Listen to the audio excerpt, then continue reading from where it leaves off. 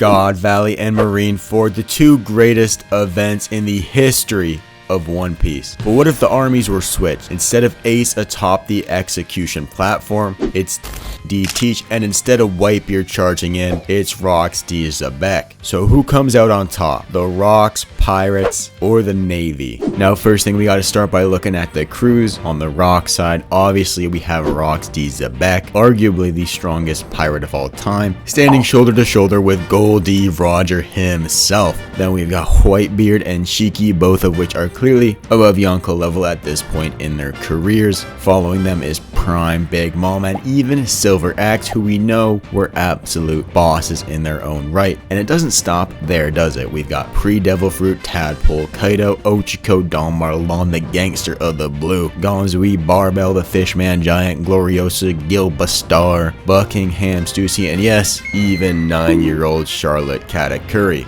Whew. Chills. And for the Navy, and trust me, it's no slouch either, we got 3 admirals along with the 2 old men, Monkey D, Goat, and Bum Goku. And let's not forget the 5 warlords present at Marineford: Kuma, Doflamingo, Mihawk, Boa Hancock, and even Fat Kozuki Moria. Add in a sea of vice admirals, and yeah, Marineford was stacked. But you don't care about the names, you care about the matchups, right? Before we get to the fights though, can Xebec even make it through the strong, sturdy gates of I guess he already did, didn't he? Off screen, that hunk of junk. Marine engineers, stay losing, bro. You need to hire a real architect in Sir Huapple. Along with the Gates of Justice, we got the issue of fodder. Luckily, there's no shortage of bum beaters on the crew. We have, what, 4 confirmed conquerors with a possibility of like 7? We are not sweating over Whitebeard having a heart attack after trying to use conquerors this time. Now I'm going to be a total goon though, because I'm saving Akainu versus Xebec for last, but we got an interesting matchup to start things off. We have the right-hand man of the Rocks Pirates, Edward Newgate, Primebeard versus Kuzan. Now this one has got to feel good for all you Whitebeard varnishers out there, getting some true comeuppance here. Finally able to use his ACOG, and we don't have to worry about any heart attacks. No longer geriatric, no longer does this man have Parkinson's. Okay, so between these two, they both have pretty crazy wins. We know that Whitebeard was able to pretty easily handle and put the Garo gloves on a Prime Odin. Then Aokiji was able to squeak out a win with an assist of a washed Garp. Now I'm joking, but I'd say that these wins are relatively equal, but obviously matchups make a fight, and Kuzan clearly didn't want to box with Garp, and I can't blame him. And Kuzan was able to one-shot both Dofi and Cracker, which is another set of insanely impressive wins. I mean, these guys both have elite resumes, and actually let me know if you want a video finding out who is the best resume in One Piece. I think that'd be cool. Though a great resume can only take you so far. Out of these two, who has the better Haki? As we know, Haki does reign supreme. So for Whitebeard, he's confirmed to have both advanced armament and conquerors, and while not having confirmed future sight, I lean to thinking he does. I mean, he was able to sense Odin, and Marco stated that a younger Whitebeard would have seen Squard's snakening incoming. Now for Aokiji, he definitely has both advanced forms of armament and observation, but he has yet to flex his ACOG, so Newgate is definitely getting the edge on this. Not only does Haki go to Whitebeard, so does physical strength and obviously durability. I mean, the narrator was listing off those dudes' tanked hits like he was doing that one pay it forward skit, you know. 55 sword wounds, 55 gunshots, 55 cannon strikes. Insane. The only stat I would give to Kuzan is speed, but there really isn't any evidence for that. It's just based on his twink build, buddy, though he was relatively the same speed as an old Garp. And I'll be honest, this matchup is not looking good for Aokiji. So fight-wise, I'm going to give this scrapping to Whitebeard with mild difficulty. I really don't see Kuzan fluking a victory here. Though before we get into the second bout, let me beg a little bit. How about you subscribe, like the video? It would be super swag, and it gives you more good videos in your sub box. Also, why don't you send this one to your smart fridge? I think that'd be pretty cool. I think that'd be pretty funny. Then we had the second commander of the Rocks Pirates, Golden Lion Shiki versus Big Borsolino. Now this fight is fun because we got a little trolling going on here. These are just a couple of goofy goobers. So we don't have a lot of Shiki feats, so we're gonna have to do a little bit of leeching here. We don't actually have any legitimate proof that this guy has any Haki whatsoever, but like, you'd have to be a complete numbnut to think that this guy doesn't have any whatsoever. Along with that, we have no speed feats, but if you're competing with a Prime Garp and Prime Roger, you definitely are at minimum the speed of light, much like Kizaru, who we still have yet to see truly locked in. We've never seen this dude take off the aviators and put on a pair of those, sports goggles. Even while sandbagging, this dude was still outpacing a rusty and dusty Rayleigh, and even had a pretty good scrap with Luffy. Then for Shiki, I think this is a matchup thing for me. None of that floaty nonsense would really work too well on a Logia, and even if he can imbue it with Haki, would it be fast enough to snipe boars? I don't think so. I just don't think Shiki is a fighter meant to thrive in the pocket. If Shiki did get his distance, Kiz is just beaming over there. So yeah, even though Shiki may be an overall more versatile fighter, this matchup in specifically, I think Kizaru would thrive in. Now, I'm not going to disrespect Shiki by saying it's a wash, but I do have Kizaru by way of extreme difficulty. Now, ladies and gentlemen, and any other inclination you may have, here's the thing about this next fight is that these guys could run the ones, but I think it's more likely that these two go for a little doubles action. I mean, Big Mom was like Kaido's big sis, and Sengoku and Garp were besties, Old men have to have each other's backs, buddy, no matter how painful they are. The big problem with Sengoku is we don't actually know how strong this dude is whatsoever, nor do we really know how strong a 20-year-old Kaido is. So at Sengoku, we know that a prime Sengoku was heralded as up there with legends like Garp and Shiki. And if we are hair color scaling, unless Sengoku was a regular at the hair salon and with an afro like that, you might have been. Based on their appearances, he seems to be a little less washed than Garp.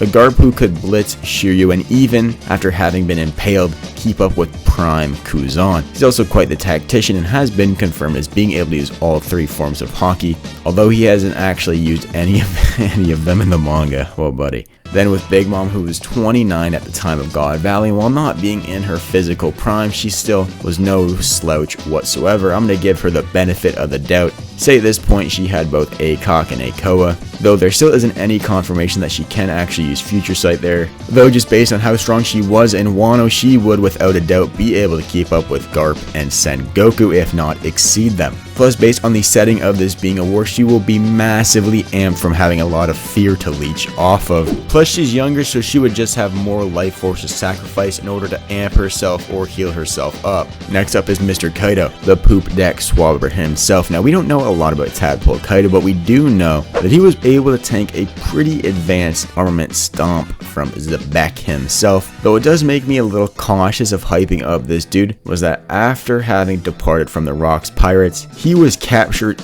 18 times by the Navy. Like, that's crazy. He was getting whooped, washed, and folded by a prime Suru. Also, now that we know about ACOG and Rio, why did the Navy even bother trying to murk him with like a base guillotine?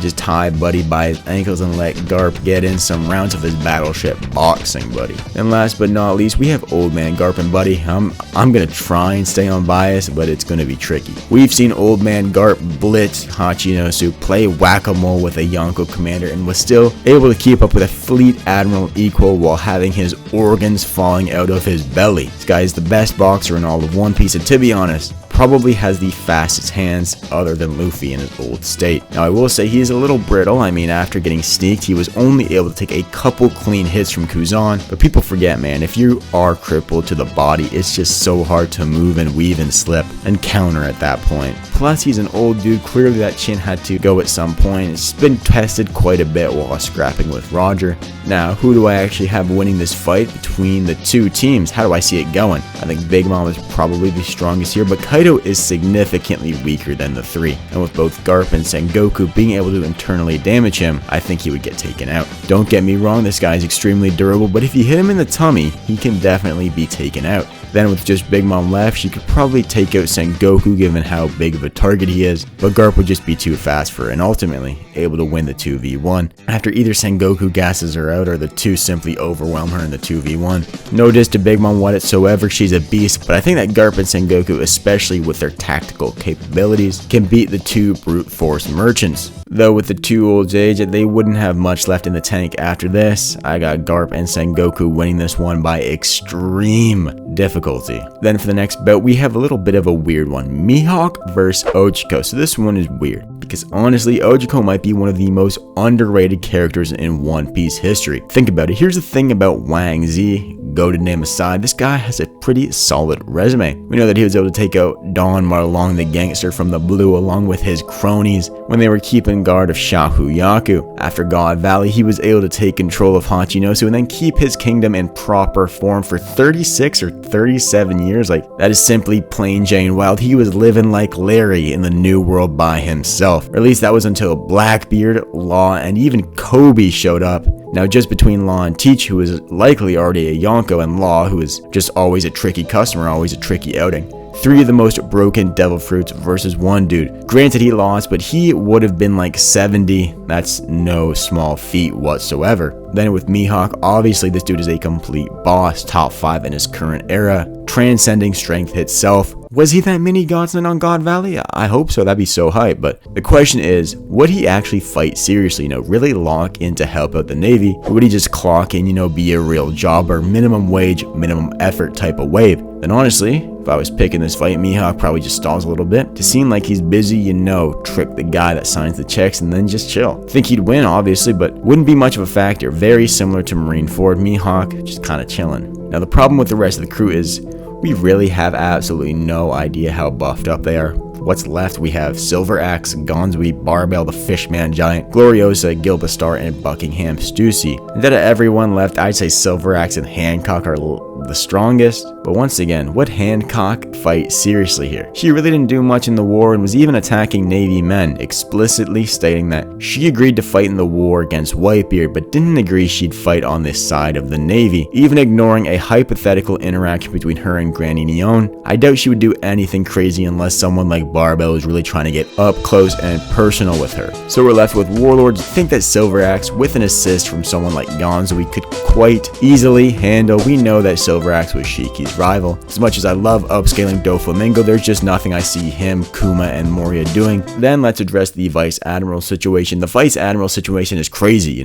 I'm really not a believer in any of these bums, dude. We've seen Mr. Frankie himself one-shot Vice Admiral Triple Dipple Chin. Even Hina got perception blitzed by Gear 2 Marineford Luffy. Like, that is legitimately a horrible look for your occupation. Yes, Momonga may be a cool looking dude, but is stabbing your own hand, despite your libido, really that much of a feat? Rock's leftovers via high diff decision win.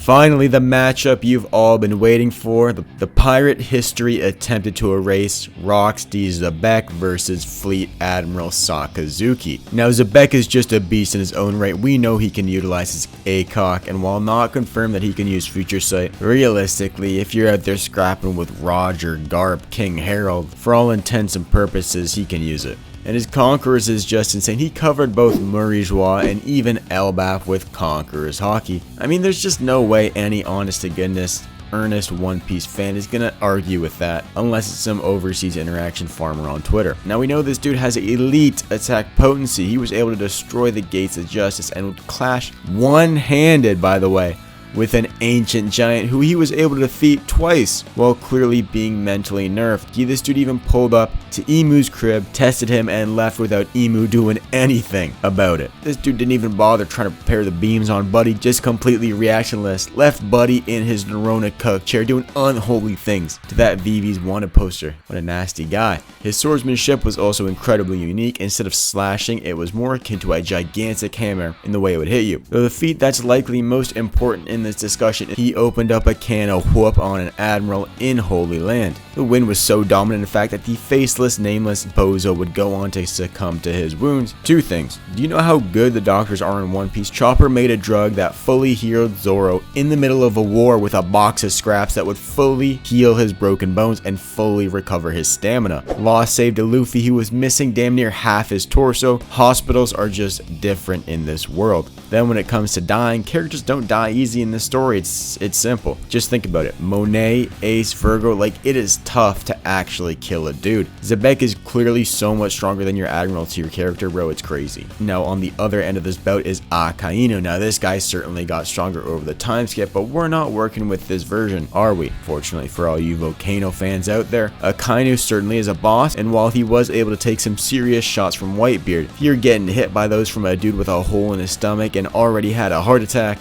Rocks is gonna piece you up. Sky's landing sword blows on you at will, especially with a sword strike that kinda has built-in AoE. Using your Logia to avoid it is just not going to work out too well. Now, am I saying that this is going to be a low diff fight? No, I don't think many fights between top tiers would be without extreme matchup imbalances. I do think Rock should be able to handle the military dog. So for the last scrapping of the video, I got Xebec winning this with mild difficulty, similar to the Whitebeard bout. So what do I think of the Rocks versus Marineford war in general? I've got Xebec being able to save his son and ultimately conquer the greatest forces the Navy has. Their crew is just something we truly don't see too often. A crew with this many top tiers might not even be replicated by the end of series Straw Hats and the Grand Fleet. That's just how insanely stacked this crew was. So yeah, that's the video. Subscribe. I got a One Piece vs Hunter x Hunter video coming next week that you will definitely not want to miss. See ya.